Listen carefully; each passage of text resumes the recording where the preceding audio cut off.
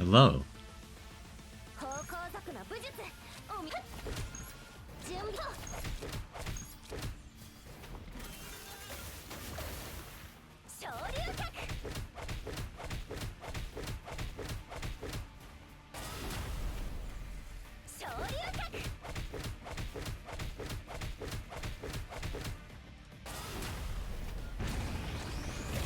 And welcome to Chaos Zero Nightmare. Now, what you just saw is this crab thing. It is by far probably the tankiest thing I can, bash my head against in the game right now. He's got a lot of health. He's got a lot of damage. Not okay. He does have a lot of damage, but he has a lot of damage reduction as well on top of his increased health. Like he's got, what is it? 40% damage reduction and what is that? 85 increased health. So yeah, he's a very chunky boy. But Mei Lin does not really care how chunky of a boy you are. If you're not stopping her from playing an infinite amount of cards, okay, maybe not an infinite.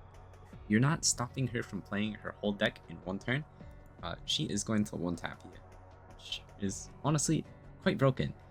So I've been working on getting this deck going for quite a while now. It took a couple of days of just bashing my head against the chaos to get something that's playable, and I think I've got something decent. So I'm just gonna go over, what I've got, how it works here, and hopefully, if you haven't seen it before, and you have a Mei Lin, you might. Did I say Mei Lin? Oh, that is her name. Wait, did I say Mei Min? Bro, okay. I feel like I do this quite often. I say Lei Min or Mei Lin. I don't know, man. It doesn't parse with my brain correctly. Anyways, I'm getting off track here.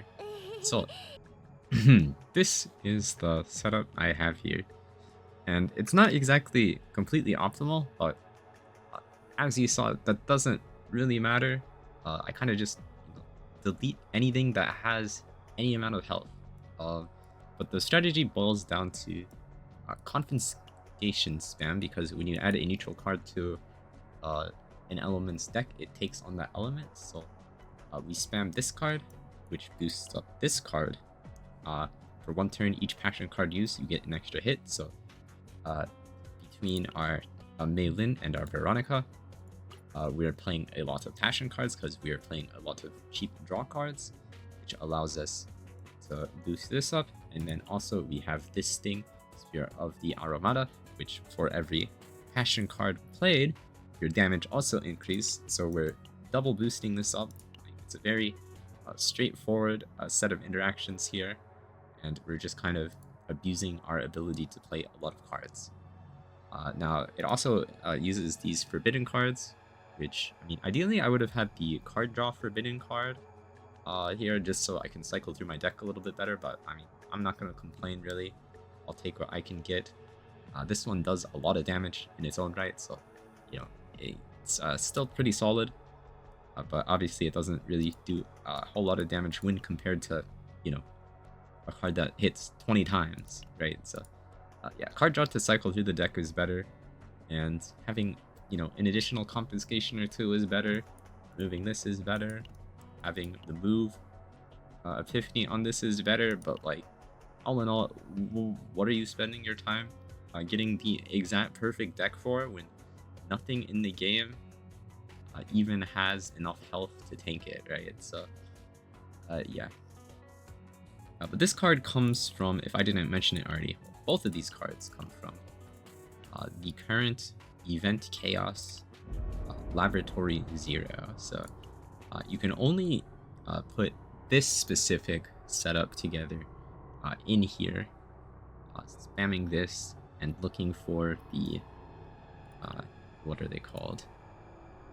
The Dimensional Rifts, I believe is the name. Yes, Dimensional Tunnels in here to get the Forbidden card. And it's also the best way to get Divine Epiphanies on your cards, but I'll probably make a more in-depth video on that later. We're just going over my specific setup here. So the Mei Lin deck, a bunch of confiscates. And this is kind of all you need. The other stuff can kind of be whatever, and it'll still do a bazillion damage. So it's really not that hard to put together. You don't need this either. Now, honestly, the annoying deck to get together is a good Veronica deck, because ideally, you want a Repose with a Divine Epiphany of 1 AP on it. Otherwise, you're not really going to have enough AP to play all of your cards. You can still probably pull it off with, the extra AP you get from Mika, but she's not really too relevant. Like, the combo is literally just Veronica and Mei Lin, right? The third slot can be whatever. Now, in this case, I have a really good Veronica deck with the correct card draw Forbidden card on top of it as well. So this one's kind of juicy. Unfortunately, I only got 2 reposes in it, but I mean, I'm not gonna complain. 2 reposes and then 1 AP confiscation is all I need to play everything in my deck. So it's pretty nice here. And then I did just show her for a little bit here. The Mika deck is just as small as you can possibly get it. Now I do have a pretty good setup here. I have a duplicated retain source of water, so once I draw these cards and play her upgrades, it's like I have a 0 card deck, which is pretty nice. And then the only thing cycling through my deck is a confiscation, which is 0 mana, 0 AP, draw 1. So yeah, that's all pretty nice. But the other thing that's nice about this is the ego is completely irrelevant here. At all stages, actually, I'm pretty sure. Because you can only stack up to 5 embers, so that's always going to be capped out anyways. This does nothing, we're not basic attacking. I guess the Ravage thing would be a pretty substantial damage increase, but I mean, unless they substantially increase the amount of health monsters have, what does extra damage do? Not a whole lot. And then this one is just some AoE for breaking stuff, which is also relatively irrelevant. And yeah, the Veronica one was also, I mean, it's the same deal, right? Like, you don't need this shit, man. Like, you're gonna one-tap everything with just 1 copy of both of these units. So yeah, that's pretty nice. And the partners are 4 stars, so easy to get here. I'm pretty sure this is like actually highest damage partner. I'm not too sure, like maybe the other partners are better, but like if you're playing 3 skill cards a turn, like this is just so much damage. Like obviously you're not getting the 1 or less damage increase, but I mean you're still getting like close to 60% increased attack card damage from here, which is very nice. So I don't think there's much of a difference between this and, especially if you have limit breaks on it, which I do, and a no limit break 5-star. Yeah, and Veronica's damage is highly irrelevant. However, my Veronica has the better gear here because she's what really carries me through chaos. But I'll click through the gear here and maybe just kill the crab one more time just to show you what a run looks like. However, that's probably going to be it for the video here. So I think I changed this build slightly from when I recorded the clip of me one-tapping the crab, but overall I'm using health set 2-piece. It's 2/2 with health set, mostly because this piece is kind of OP. It's got crit chance, attack, crit damage. Like, what? Why is this on health set, bro? But why would you do this to me? Could it not have been on like attack set or something? Clearly not. But that's okay. But yeah, we're mostly just looking for high crit chance on a lot of our pieces because getting crit chance is quite the pain in this game. So high crit chance there, high crit chance there, crit chance neck. Decent subs, honestly. And the worst slot 5 you've ever seen in your life. You have 1 crit chance and everything else is irrelevant for her. So I'll probably work on getting this one upgraded next. Then we've got, attack main with some crit chance. And that's about it. If I do get a better slot 5 though, I can probably improve the build quite a bit with this, which has more crit chance than this, and then this, which has more crit chance than that, and more attack. So, you know, that's where I'm looking for, but yeah. Stat priority is definitely crit chance highest prior, which is also nice because once I get my crit chance even higher, like we're almost actually hitting, you know, solid crit chance amounts with this epiphany on the Flame Dragon's duel. So that's nice. And yeah, the Veronica's gear doesn't actually do anything for this specific setup, but I'll click through it because I think it looks nice. We've got a pretty decent build here. 42 extra damage altogether, so she can pretty much solo any level 80 chaos on her own in terms of damage, so very good for dog walking, you know, weaker units through if you want to get save data for them. But got her on the 4-set Passion set. Now, this set does actually apply to her ballistas, and it doesn't consume the stacks when she fires the ballista because she's not actually playing a card. So I think this is probably better than 222 on the Veronica. But yeah, you've got crit chance, crit damage, attack, crit chance, extra damage, a lot of it, attack, crit chance neck with extra damage, you know, passion damage, extra damage, attack, crit chance, extra damage, crit damage. So a lot of banger pieces here, honestly, on the Veronica, but she deserves it. No ego here either, but E2 on her is really broken.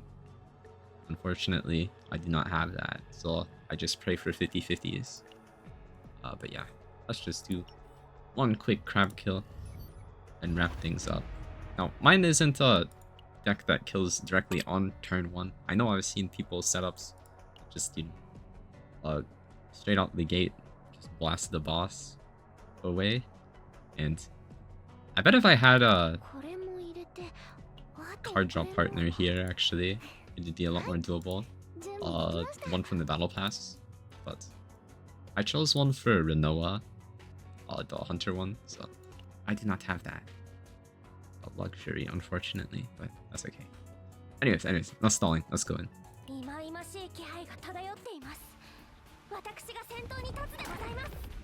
So the way that I play it to get a big number, I kind of just... Wait, what? Where's my... Am I on the wrong Mika deck? Where's my... Oh, there. Ah. Wait, how'd that happen? It got... I didn't know this... That could get replaced with the contamination. Interesting. Anyways, the way I play it is I obviously play all my upgrades, and then I just wait till I have all of my retained cards in my hand, and just send it.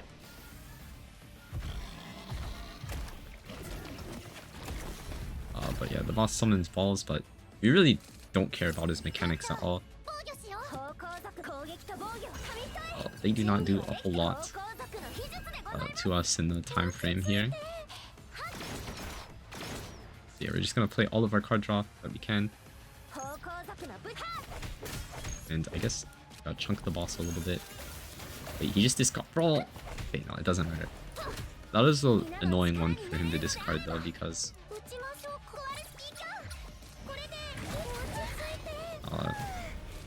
we want that one in our hands, like as highest priority, because we want to play it first to do the most amount of damage. Yeah, so kill a ball for fun, I guess. Doesn't really achieve a whole lot though.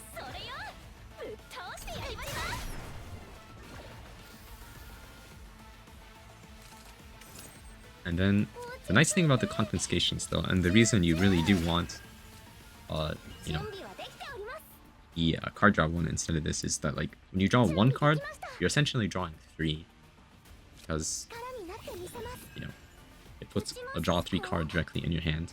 Also, I wish there was a card counter somewhere. It's like if you have exactly 8 cards in your hand, you won't overdraw, playing this for 3 cards, but I kind of need to, you know, manually count them, which is a bit annoying. So I've got 1, 2, 3, 4, 5, 6, 7, 8, 9, 10. So that means I need to play 2 before I play that. And I guess I could just go for the kill here. Like, I could probably play enough cards this turn.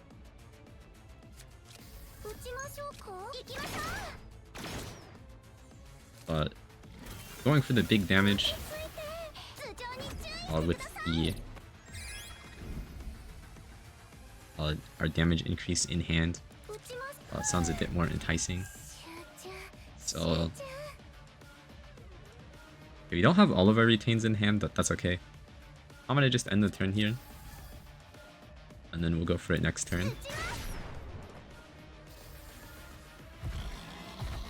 I think it should be okay. Yeah, I definitely have enough card draw in the deck. Although, I guess I could have tried to draw on the this thing first. Now it's actually a bit... Oh no, there's no way I don't draw enough card draw here. Alright, let's send. So I get the strike out of my deck, draw 2, draw. Play this. You do want to break it, ideally. What did you discard? Oh, the ballista. Okay, that's best in slot discard there. And so I've got 4, 8, 9. So I want to play 1 and then play this. Okay, and then I don't want to play. Yeah, okay, I've got both of those things in my hand, so we should be good there. Pretty sure I just have enough raw to play the rest of my hand here, I think. And I actually can't draw any more cards. I have 1 card to draw, so... Oh wait, I don't think I can even draw it. Huh. I'm actually... Oh wait, no, it's an other combatants card. That makes sense. Never mind. So yeah. Let's just do one of these. One of these. And then... Okay, doesn't this just kill? I'm pretty sure it does. Yeah, so I can't even play both of them, man.